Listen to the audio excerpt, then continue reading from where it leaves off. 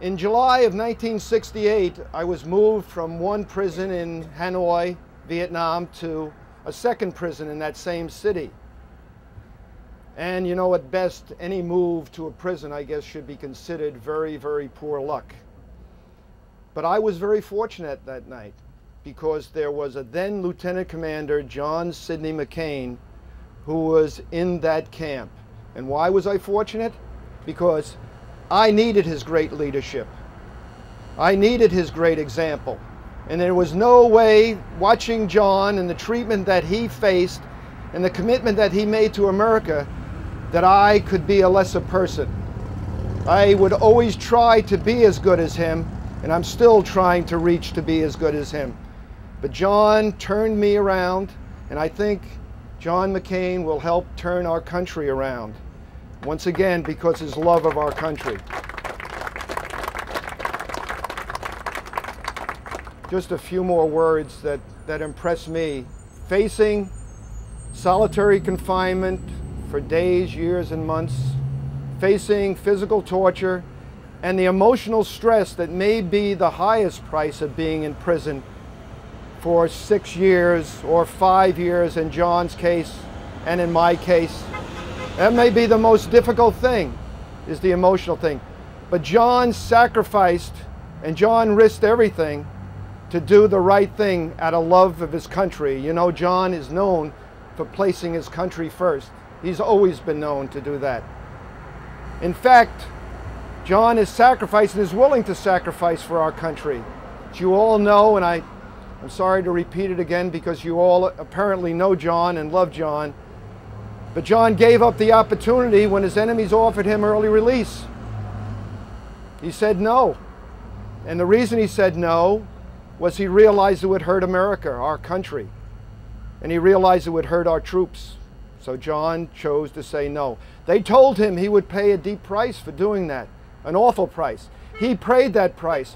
But what's more important, he kept his honor and he kept his support of America. I think John is the person we can look to garner everyone forward without selfishness and without partisanship to pull America together.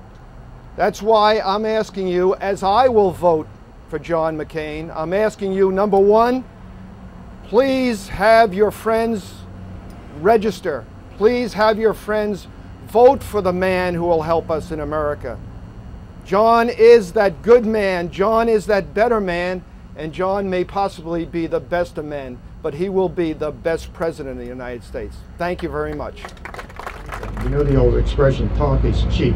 There's a lot of cheap talk going around there, so how do you know who's going to carry forward those promises, those issues that we're discussing? And I'm here to tell you that I think you would agree, it all comes down to the character of the person who's saying those words. And I'll tell you, with words, they're not cheap with John McCain.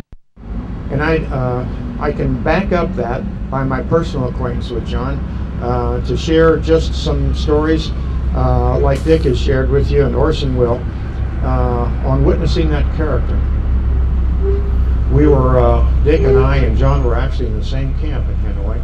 And John lived next door to me. Although there was a walkway between us, we couldn't tap to each other. So the only way we could communicate directly was little signs, you know, wiggle your finger under the door, or maybe walking by the door cell to say a word through, like hang in there, how you doing, or whatever. But most impressive of all this communication was the visual image I have of my fellow prisoners in the camp, including Dick. At that time, Orson and I lived together later. And those visual images come back to me when I see John McCain where he is now after all these years of service, and it is a tribute to our country. And so my memory goes back, and maybe some of you were watching the Republican convention and saw Governor Palin's acceptance speech, and she told a little story that I've told many times about that symbol of tremendous character that John McCain has. And to set the scene, as I would sit there looking through a small peephole that I drilled in the door with a little piece of wire, I could lean against my door sitting on the floor and just kind of watch the daily activities going on. dreading the moment when the guard might walk my way and pull me out for an interrogation or a beating like he did all the rest of us. And the visions of John McCain coming back from those sessions, he was so horribly injured it's beyond belief that he even survived. His ejection from his aircraft, where he had multiple bones broken, then the Vietnamese communists smashed his shoulder, and you can see even to this day he can't raise his right arm up. He can't raise his right arm to salute the flag that he serves, and they bayoneted him. The man should have died. And there's character number one right there. He had the will to pull himself through, and probably had every right by humanitarian standards to take the early release that Dick has referred to, that he was offered and resolutely turned down. But he didn't. He was not going to go home before those who were captured before him. Character. And so when I would watch him coming back from his jail cell, all bent over, looking like Rumpelstiltskin is the way I put it, if you know that old story, sometimes having to walk with his hands on his knees to keep him falling forward. And as you heard the story, if you were watching the television, the guard would be messing with the lock, getting ready to let John back in his cell. I'd stick my fingers under the door, not any farther away than you are from me. John would look over at me and he'd muster up a big smile and a huge thumbs up. And the message was clear: we're going to make it. We're going to go home with our honor. We're going to go home to our families.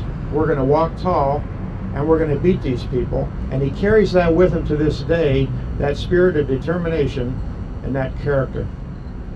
And I'll tell you what, some people might say, well, that's kind of a small thing.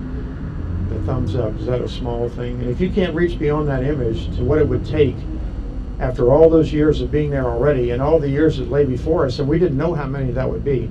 We didn't have some sort of a go home notice. We didn't have a jail sentence, so to speak. Was it going to be next month? Was it going to be a year?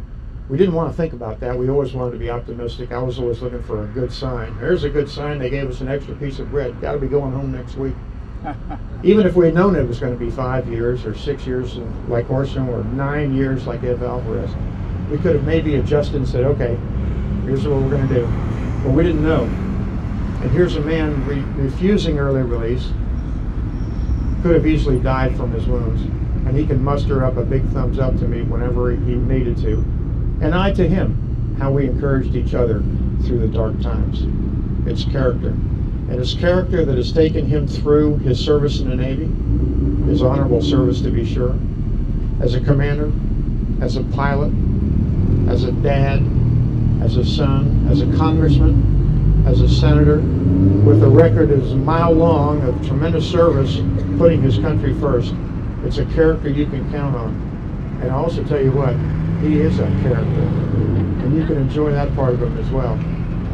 So I joined Dick in urging you to get out there to your friends and colleagues, get out to vote, get people to register, because that's what it all boils down to between now and November 4th. And there's a lot of absentee voting going on out there. Get to people early and have them vote for John McCain and Sarah Palin. Thanks for being here today. God bless.